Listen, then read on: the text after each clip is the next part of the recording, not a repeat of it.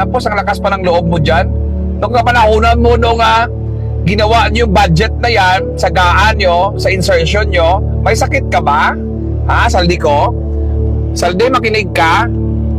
Saldi ko, makinig ka? Makapal ang mukha mo. Harapin mo ang kaso mo. Ha? Harapin mo ang investigasyon laban sa'yo. Ngayon na tunugan mo, napapunta na sa'yo, puputok sa'yo, kasama si Martin, yung amo mo, yung boss mo,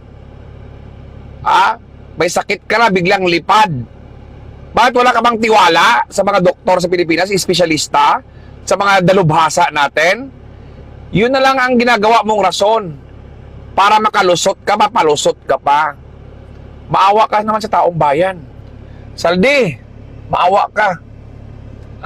Maawa ka sa taong bayan. Psst, oy, Saldi, maawa ka. Please lang, maawa ka sa amin. Ordinaryong mama yan. Linubog nyo kami sa baha. Lumubog kayo naman, lumubog, lumulutang kayo sa pera. Literal. Nalumubog kayo sa pera. Kami lumubog kami sa baha. Inilubog nyo kami. Wala na. Na-corner ka na ng lahat. Please lang, ituro mo na.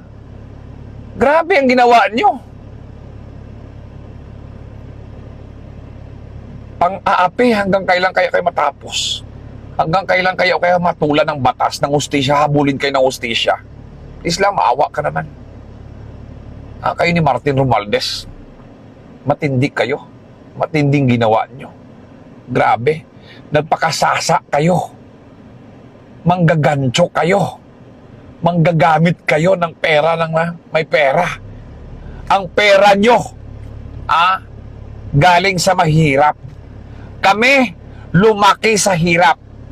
Nagkakandara pa, humihikahos kung ano na lang gagawin.